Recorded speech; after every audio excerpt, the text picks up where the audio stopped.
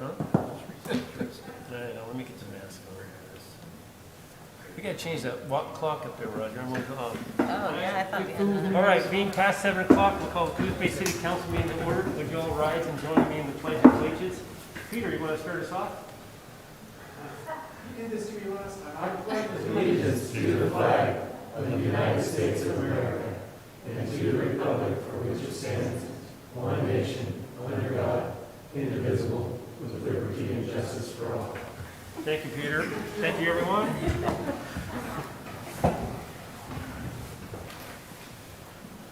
Okay, first item on the agenda is public comments, but I want to start by saying that Drew Farmer Lucinda DeNovo will not be here this evening, so we'll not have those two counselors.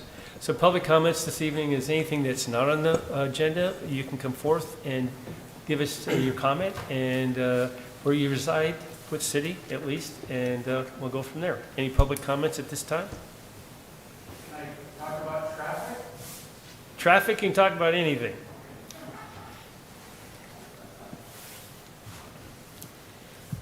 And you have 3 minutes. And you might want to pull the mic a little bit closer to you, Peter, so we can hear you. Perfect.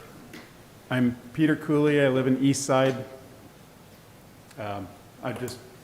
Any chance I get, I like to talk about how people run that stop sign at 14th and F at 50 miles an hour sometimes. So I love to get some enforcement up there. Okay. And also Sure. 11th and the stop sign coming down the hill halfway on F Street. Because I redid my mother's roof in the summer and I would watch people go literally 40, 50 miles an hour right through that stop sign. So which streets again? F Street Okay. on East Side. Yeah, F and 10th. F and 10th? And also at the top of the hill, F and 14th, but that's all I had. Thank you. All right, thanks. Peter, I know that stop sign is there on F coming down the hill, and half the time I forget. And I get right to it, I have to put on brakes really hard. It's just one of those that you just don't, if you're not really paying attention, you miss it. It's hard to see for all the bushes. Yeah, Well, that's a, Yeah. maybe we could help trim some of that brush back. Because it really is hard to see. My 83-year-old mother is on that job a lot of the time. So, we know about all this or whatever? Are we going to look into it or? Okay. I'll check the vegetation. Pardon, Jim? Public Works will check out the vegetation. All right, thank you. Okay, next item on the agenda is, anyone else on the public comments? No one else? All right. Next item on the agenda is consent calendar. Council? I move we approve the consent calendar. Second? It's been moved and seconded to approve the consent calendar as submitted. Any other comments? Hearing none, I'll call for the question. All in favor say aye. Aye. Any opposed? Hearing none, it passes. Next item on the agenda is public hearing to consider amendment of ordinance number 495 for the 15th Court right-of-way vacation. I'll open a public hearing on this, but first, Jim, you want us to get a little background on this? I will give you a little background. So back in December of 2017, Peter and Catherine Cooley filed a petition for the vacation of a portion of 15th Court between F Street and G Street in the platted east side. And then in March of 2018, the City Council approved the request for the vacation and enacted ordinance number 495. And that ordinance was recorded with the county and the assessor's map updated. We noted on the map there was an error in the legal description of the original vacation. And so what we're requesting council to do after holding the public hearing is consider enacting this ordinance, amending ordinance 495, which has the amended legal description. Okay. Council, any questions before I open the public hearing? Okay, I'm going to open the public hearing to consider amendment of ordinance number 495 Is it, we're amending them? We're Yes. going to amend the ordinance, right? That's correct. Okay, the amendment of ordinance number 495 on 15th Court right-of-way vacation. Any comments? Peter?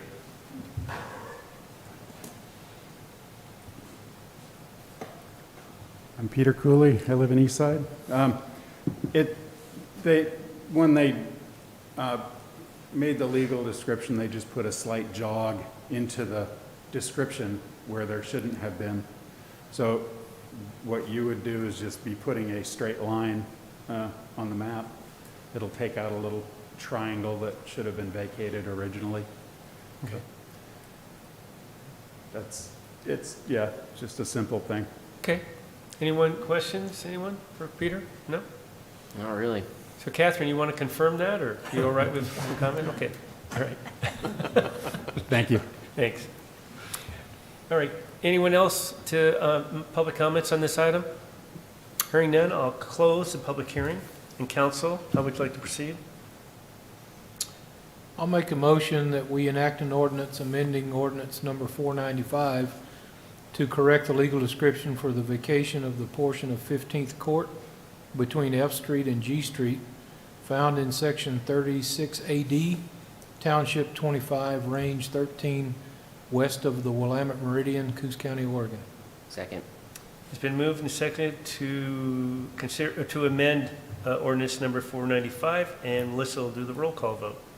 An ordinance amending ordinance number 495 for the vacation of the 15th Court between F Street and G Street in the plat of East Side found in section 36 AD, Township 25, Range 13, west of the Willamette Meridian, Coos County, Oregon, in order to correct the legal description. Counselor Kilmer, Aye. Counselor Marlar, Aye.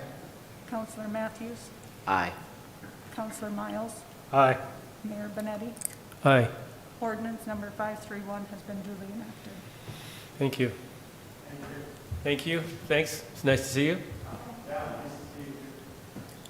Okay, number 5, consideration of Coos Bay Municipal Code Title 17.335.080, indoor marijuana-related business regulations. Carolyn, or who's going to handle this, or Jim? Carolyn's supposed to handle this. Okay. I see her initials on the screen, Good so evening. there she is. Good evening. Carolyn. How are you all tonight? The council at your last work session was presented briefly with the potential to discuss the marijuana regulations in the zoning code and to look at some potential amendments. And what we'd like to do this evening is recommend that you select a date to go over that. And I'd like it if Roger could back me up here on this a little bit, because we did talk about it somewhat. And I think that we were also talking about the Planning Commission weighing in on this as well. So, Mayor, I can step in. Basically, what's before you here, you were presented an option of whether or not you wanted to do anything to change your current regulations on the citing of the marijuana-related businesses. Should you wish to, because there is a difference between Coos Bay's regulations and the state, you certainly could do that. If you were inclined to change those regulations, I would suggest first bring it up at a work session, talk about what your thoughts are, and then those thoughts could be shared back to the Planning Commission, and then have them review it and come back to you with some recommendations. And that would fulfill your general process and utilize the skills and talents of your planning commissioners. If you don't want to make any changes, then that decision can be made tonight, and then we'll just shelve this and move forward. Well, I think there's an intent to make some changes, Roger. I can't speak for everyone, but I know myself and some other counselors voiced that at the work session. So my question to you would it be better to do what you stated, where we have our information and relate to the Planning Commission, or should we have a joint meeting, as it's been listed here work session on January 26th with the planning commission to go over this. You certainly could have a joint meeting. If you're still in the COVID era, it's going to be a little more Oh, difficult. you're right, okay. Yeah, Because some of the people have to be online, and it's a little more trying when there's that many people attending one meeting. yeah, you're right. I was remiss in that, so you're correct. So we probably should, unless everyone's, or unless the majority of the council feels that they're satisfied as is, or, or I can voice my opinion and why we should have a work session, but it depends on how you feel. I mean, I still believe that we should limit this, and in the downtown area, I don't think there should be any living spaces above what we have. I think we should grandfather it in. But that's up for discussion for this council. I mean, to determine how it should go. But I'm not sure how the rest feel. If there's a majority that feels it's fine the way it is, we can move forward in that direction too. I'm all for the discussion. Do you feel that that it would be prudent to have it go to the planning commission and to make a recommendation? Yes, I just For think that? that we should have a work session and give some direction of at least how we feel, and then let the planning commission make the decision and come back with a final suggestion or recommendation or application for that. I'd be interested in more discussion. Okay, Phil? Yes, me too. So, I agree with your idea, Mayor. okay. So we'll set up next work session, which, It will probably either be December or January. Your next work session seems to be a little heavy on wastewater-related issues. okay. All right. So this isn't pressing where this needs to be decided. So let me ask you this, if someone was to come in and put an application in for a marijuana establishment, what would happen? We would have to use the current code. Which would allow them? Correct. Could we have the ability to approve or deny, or we have to accept it? I would suggest unless you want to establish a moratorium on accepting any new ones at this point in time, you'd have to accept them the way it is. So, Roger and Nate, could we make a motion, put a moratorium on any applications until we finalize this tonight? You can. I'd be a little concerned how that might affect your marijuana tax revenues from the state. I wouldn't be too concerned.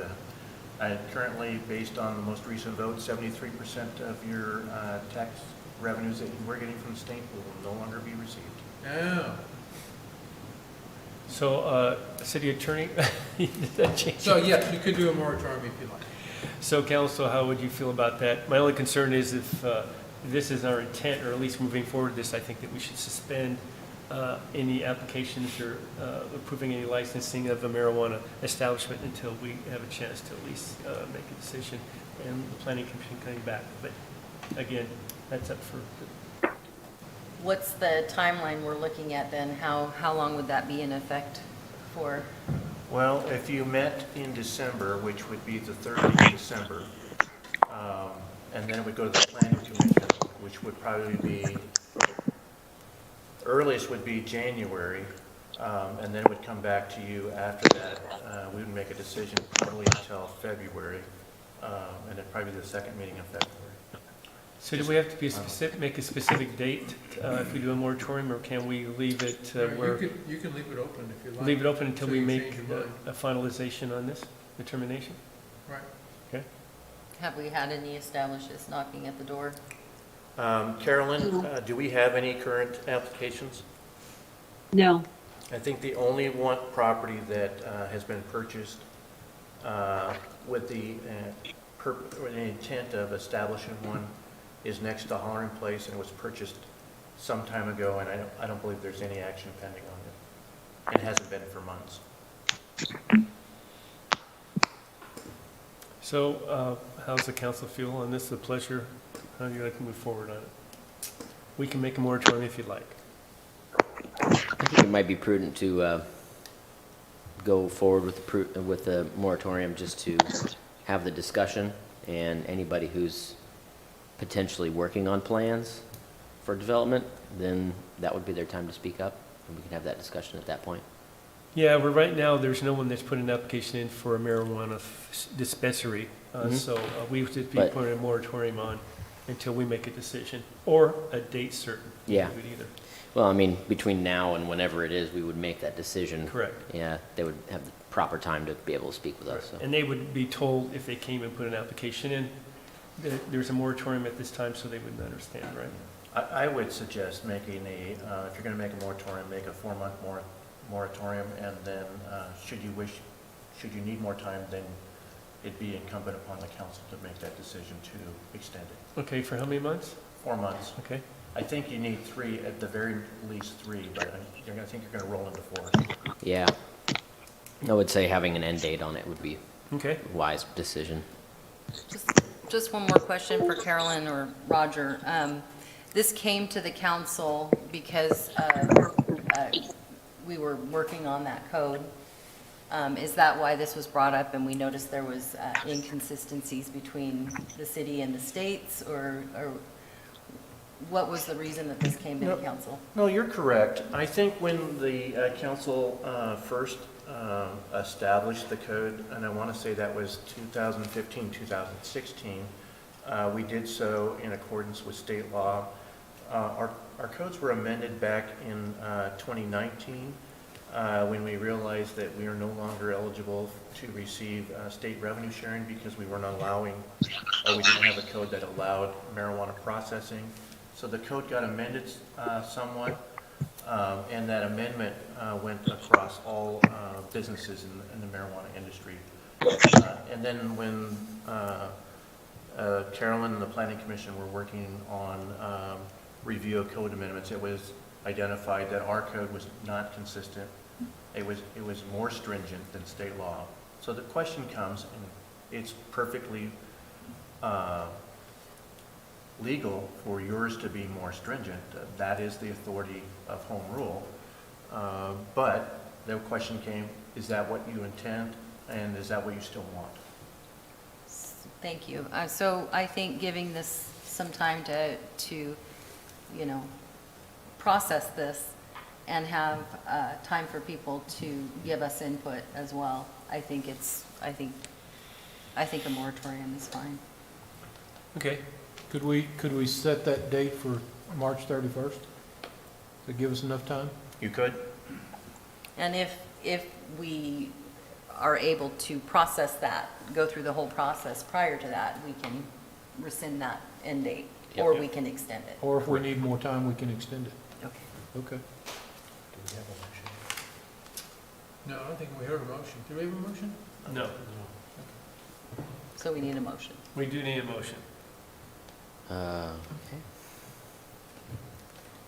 Well, I would make the motion that we place a moratorium on all new marijuana business applications until March 31st, 2021. Second.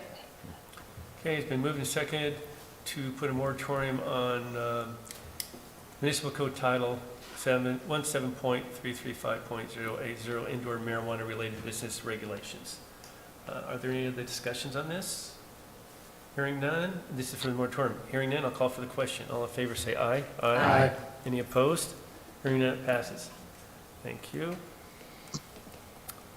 Okay, next item on the agenda is public hearing to consider amendments to the Coos Bay Municipal Code Title 17 Development Code.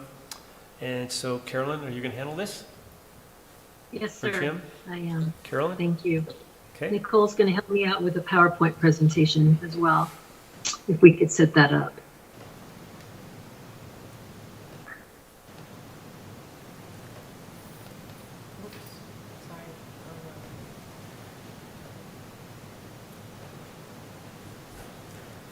Good night. Happy holidays. Thank you. Before you this evening is a discussion about a myriad of amendments to the development code. And what would happen is you would be looking at some new language and also to modify some existing language in Title 17. Included in your staff report was also a track change version of all of the amendments. but the ordinance itself that's attached includes just all of the new language. During the preparation for this public hearing and this staff report, staff was contacted by the Confederated Tribes of Coos, Umpqua, and Sislou Indians, and they have an interest in talking about one of the current requirements in the Hollering Place district, and we will get to that pretty soon. Could I have the next slide, please? The purpose behind these amendments is to facilitate project review efficiency, get things moving a little quicker, reduce costs to applicants, clarify terms and standards, and expand opportunities in general for future development. If you achieve all of those first three things, we think that folks are going to be able to get through the process quicker, and in turn, that'll encourage things to move along. Next slide, please. As I noted before, there's quite a few amendments. There's 11 or 12 chapters that are identified here. And what I'm going to do, similar to what we did in the work session, is present these in groups and ask that you discuss each group and come to some conclusion on those groups and ask any questions at that time. Next slide, please. Prior to that, though, this slide walks you through the background on all the review that's happened over the last year on these amendments, beginning in February of this year and concluding at your last work session. Both yourselves and the Planning Commission have looked at these a few times, and between COVID and some other big projects that happened this year, things were a bit delayed, but I think we're on track for you to be able to take action on these before the end of 2020. Next slide. Thank you. This first group is our pieces of the code that do not include any site plan review, and that's something I'll talk about later, but I wanted to get these out of the way first. The definition section is on page 13 of your ordinance. The Waterfront Heritage District, page 29. Supplemental standards are on page 30, and the planned unit development section is on page 31. Next slide, please. The definition section would add text to define density, calculation, access, accessory structure terms, park and ride, pathway, ride share. These were some leftover tasks from the update of the transportation system plan that we had committed to include in our zoning code update. Additionally, these definitions would include a new definition for planned unit development that I'll talk about later. But suffice to say, this would lay the groundwork for this new section that comes later on in the code. Next section, please. Next slide. This amendment is related to the Waterfront Heritage District.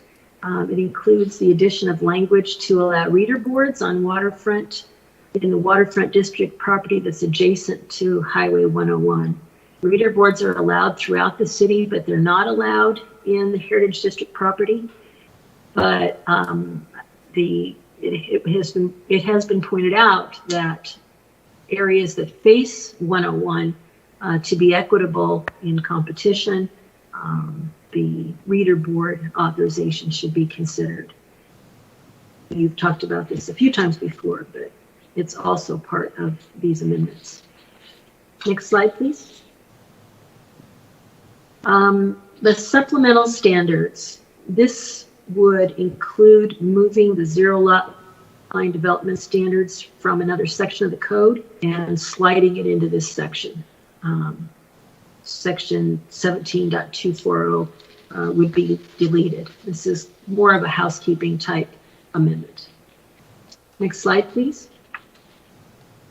The planned unit development, this is kind of an exciting addition, I think, to the code if the council decides to go in this direction. Right now, you have a planned unit development set of regulations, but it's really only applicable to subdivision projects. And it limits the use of this process to a property that's two acres or more. And what it does is it allows some deviation from our city standards, all within the confines of health and safety, of course, when you subdivide property. In going through this with the Planning Commission and looking at all the different projects that you've seen over the years, there seemed to be a need for a similar mechanism for non-subdivision projects. So that's why this is in front of you. It's in this section in the planned unit development, and the chapter would be kind of split in two. It would explain how this would work in the subdivision world and how it would work for non-subdivision properties. The other thing that is being proposed is that 2 acre minimum lot size for a PUD be eliminated. When you have a property that comes in and 1.25 acres that could take advantage of this, but you have to tell somebody no, that's kind of tough because you could still apply the same principles of this planned unit development to smaller projects. Next slide, please. This is moving on into the second set of options, and if you'd like, I can continue, or you can discuss the ones that I just went over and maybe take public testimony. It's up to you. Okay, any questions for Carolyn before I open a public hearing? So Carolyn, just to kind of summarize this, basically it's just some housekeeping to streamline some of these things to make it better and easier for the public to move forward with the Planning Commission and our council and staff. Is that correct? That's correct. And additionally, it introduces a new concept that will allow folks to do some kind of creative things with their property that we don't have in place right now. Okay. All right. Any other comments? Okay. I'm going to open the public hearing to consider amendments to Coos Bay Public Municipal Code Title 17 Development Code. So are there any comments or public comments at this time on this? No public comments. I'll close the public hearing. And council, how would you like to proceed?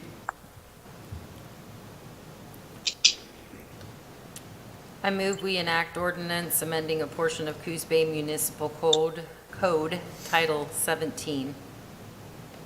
Second. Okay, it's been moved and seconded to approve Coos Bay Municipal Code Title 17 Development Code. Melissa, would you do a roll call vote, please? An ordinance of the City Council of the City of Coos Bay amending as established by Ordinance 503, Coos Bay Municipal Code Title 17, Chapter 17, 130, 17, 150, 17, 220, 17, 225, 17, 230, 17, 235, 17, 240, 17, 250, 17, 270, 17, 330, 17, 335, 17, 362, and deleting Chapter 17, 340, and 17, 365. Counselor Kilmer? Aye. Counselor Marlar? Aye. Counselor Matthews? Aye. Counselor Miles? Aye. Mayor Benetti? Aye. Ordinance number 532 has been duly enacted. Thank you, Melissa. All right, number 7. So consideration of approval of Amendment 3 for the Inglewood School Brownfield remediation project, excuse me. Jim, are you handling this? I am, thank you. The design or the preparation of demolition plans and site restoration plans along with regulatory processing for the Inglewood School Brownfield project is almost complete.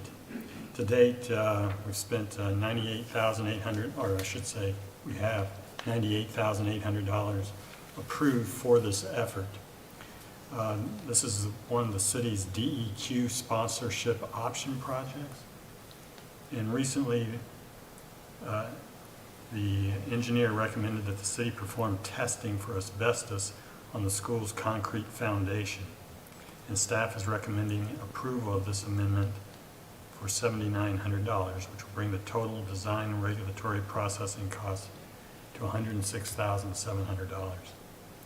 You might recall that a sponsorship option project is funded by a loan from the State Revolving Fund, their DEQ, and this sponsorship option project is done under the initial loan that we got for doing our wastewater treatment plant phase one project.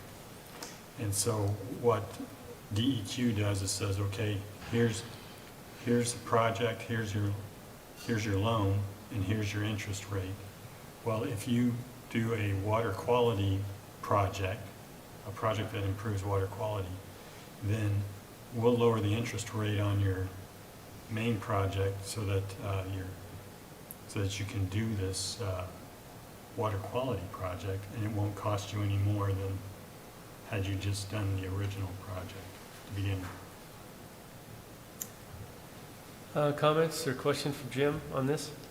So if they do find asbestos and it needs to be removed, does the sponsorship option pay for that as well? It'll help pay for that, yes. So Jim, this is just the first step in this process, is that correct? Well, as far as getting the actual work done, yes. Okay, so we'll do this and then move forward in getting the necessary environmental aspects taken care of? Right, that's just about done. Pardon? The environmental review is just about done, and then we expect that hopefully by this spring we'll be ready to actually do the remediation. Okay. Wow, that's great. So council, any other comments or questions for Jim or staff? If not, how would you like to proceed? I move that we approve the Dyer Partnerships Amendment 3 for the Inglewood School Brownfield Remediation Project for $7,900 for a total contract cost of $106,700. Second. It's been moved and seconded to approve the amendment 3 for the Inglewood School Brownfield Project. Any other comments on this? Hearing none, I'll call for the question. All in favor say aye. Aye. Any opposed? Hearing none, it passes. Okay. Great. Roger, City Manager's report. Yes, unfortunately, no PowerPoint tonight, but first matter, a couple months ago, the council approved for us to go out for requests for development proposals for the old fire station lot. Carolyn has been heading that up and doing an excellent job. We have received a lot of inquiries about that, but that request for development proposal deadline will end on this Friday. While we've received a lot of inquiries, there are still those that are testing the waters, and we haven't received a proposal as of yet. The reality is it's probably, the timing is not the best. Here we are in COVID and in a very contentious political environment. I think some are waiting to see what's happening. And I would suggest, especially with some code revisions you've made tonight, that we extend the deadline to February 19th to give people more time. There are some potential large proposals coming in that are complex and need time to be put together. So this will give those that are interested the time to do that. So, council, how do you feel about that? Extending the deadline for request on the old fire station property for proposals? So, do you need a motion on this? No? Okay, consensus works. Yep. I did want to share with you, you've undertaken a lot of work. Not too long ago, you approved your buildable lands inventory, and you were continuing on your quest to help with the supply of housing. One of the things that we looked at was that we have 140-ish acres of buildable lands in the East Side District that's currently owned by the port.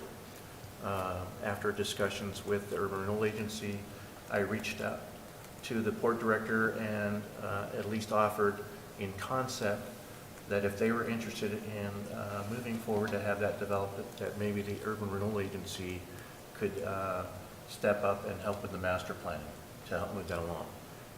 That was well received by the port director, and I was told that they would be taking that to their next meeting.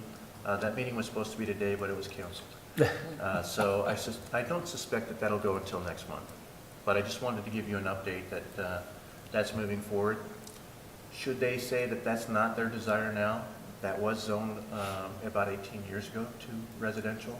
If that's not what they intend to do, you may need to revisit your buildable lands inventory and think about other options. So that would change the dynamics in what's available on buildable lands if that's not their intent, which I hope it is, but.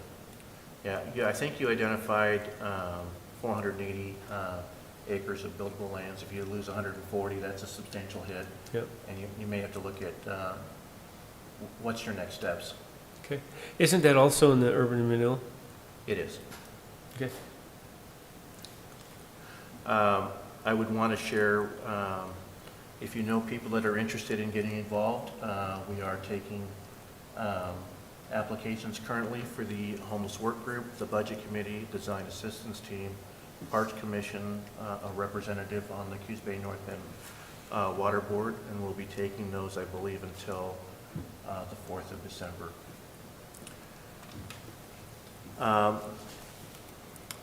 As everybody's painfully aware, there are increased pandemic-related restrictions, all aimed at for the safety of all of us that live in Oregon.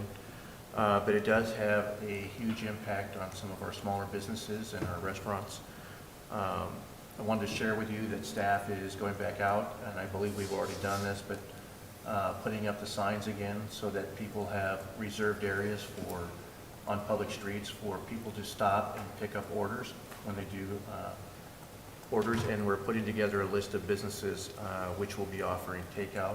That list will be going into the Friday update this week. Great.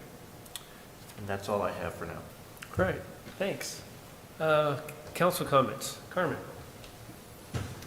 Don't have much except for in relation to the 2-week pause. I hope that we can all band together to make this as quick and painless as possible. So following guidelines, I think, would help us to reduce the amount of time that we need to be shut down. So that would be my only council comments. Thank you. Yeah.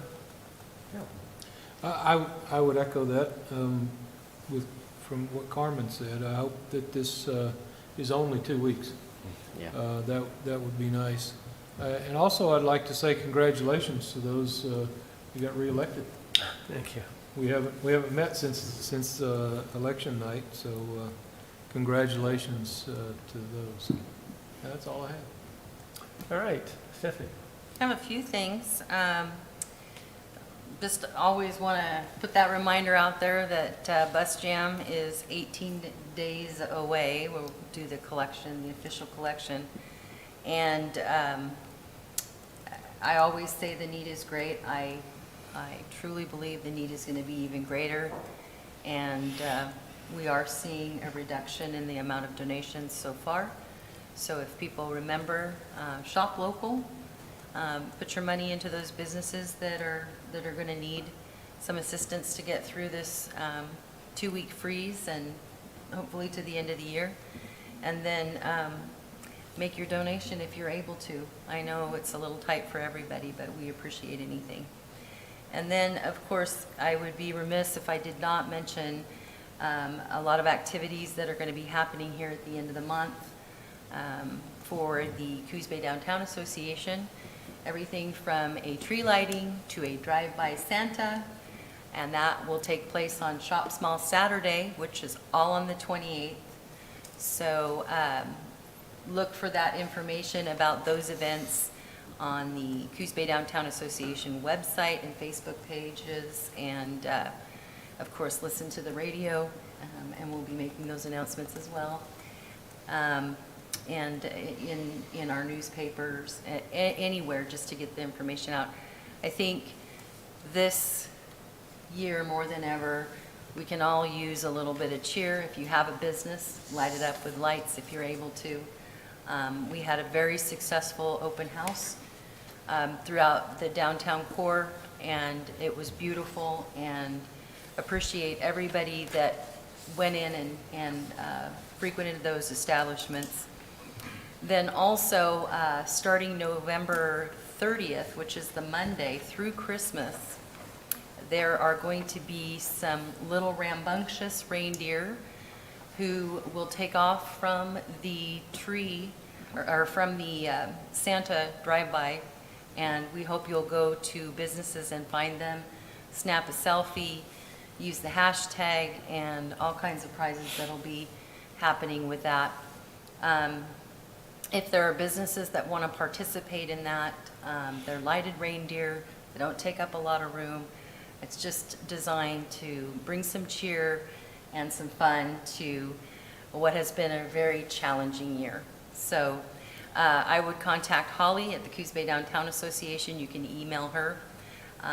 And like I said, it's easiest just to go find that information, because I can't remember it off the top of my head, on their website or their Facebook page. And of course, Beth at Checkerberry's is the president of the Coos Bay Downtown Association. You can stop in there and she can give you information as well. So the tree lighting, so where's that going to be and how is it happening? It's going to be in the same location as it always has been. Good.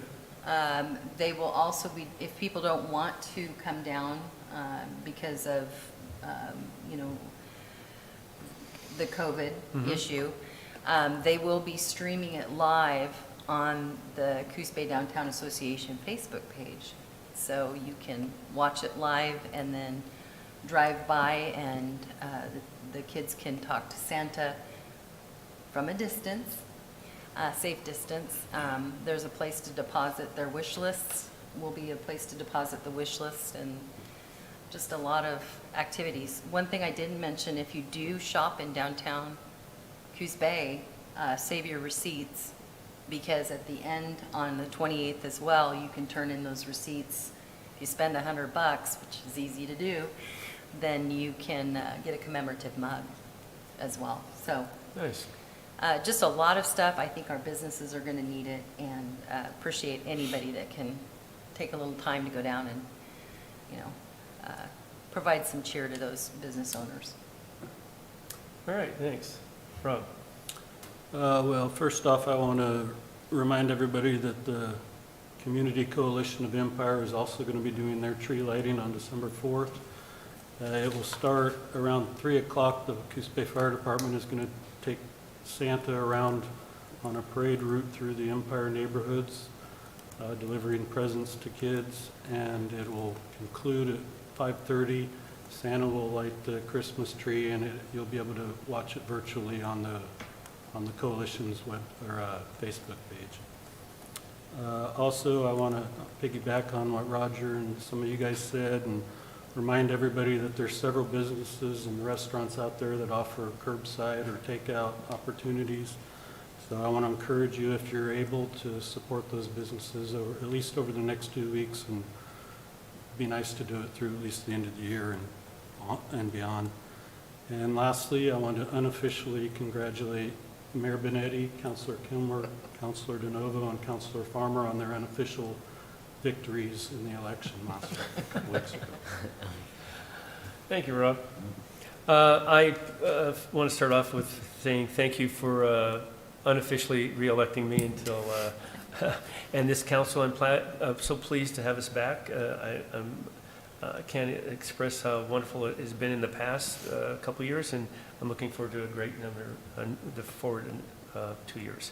And also, I want to echo a little bit what the rest of the council said. I think it's really important to support the businesses. No, I don't think. It is important to support the businesses, retail, and right now the restaurants, especially for the next 2 week pause. They've been very creative and come up with some things, family plans and meals. You just need to look around and see what they're offering. And so, as Rob stated, if you can, please support them. It's important to help them and support them for the next 2 weeks and on. But, during these difficult times that we're all trying to get through, we want to see them around for a long period of time. Also, it's the Christmas lights I see that the city put up, and the shout out to all the homeowners that I've been seeing more and more lights coming up. So it's like we're just bypassing Thanksgiving and going on. But it brings a little cheer and happiness to everyone. And with that being mentioned, Thanksgiving is coming up. I know it won't be the normal celebration that we've had in the past, but I think we still need to be thankful for what we do have in our families and appreciate it. And we will get past this. And also, the majority of the public has been very supportive and, holding together and binding together and supporting each other. So it's always nice to be part of that community. I've always been proud of it, and even more proud now. Anyway, that's the end of my comments. So we have an executive session. So what we'll do is we'll suspend this meeting, go into urban renewal, and then after the urban renewal meeting is finished, we'll come back into executive session and finalize our meeting this evening. So anyway, Stephanie? All right, I'll call the Coos Bay Urban Renewal Agency meeting to order. And our first item on the agenda is public comments. Do we have any public comments tonight? We don't have any, so we'll move on to item 2, which is the consent calendar. I'll make a motion to approve the consent calendar as presented. Second? All right, a motion to approve the consent calendar in a second. Any discussion? All those in favor? Aye. All opposed? Motion carries. Item number 3 is the adoption of Resolution 20-07 to expand scope of projects funded by the Empire 2018 aid bonds. Are you taking that, Nicole? I am, All thank right. you.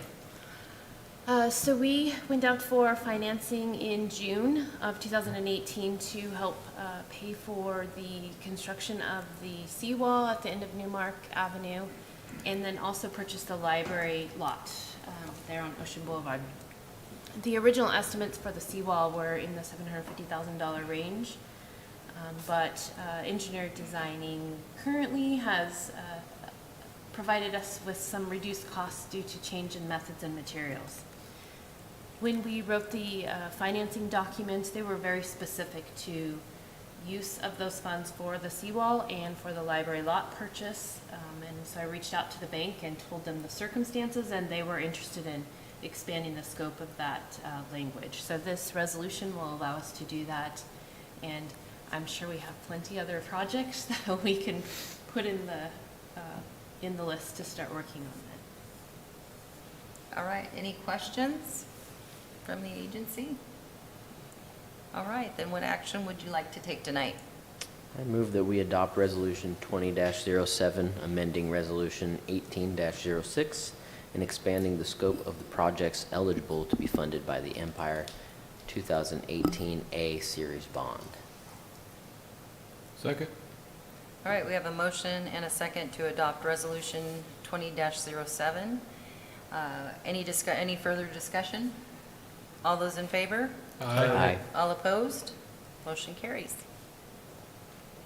And with that, we are complete on the urban renewal meeting notice. We will adjourn the regular meeting and we'll go into executive session.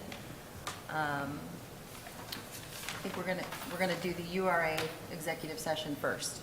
Yeah, I would think And that. then we will go into a regular council executive session following that. Should work. City Council and Urban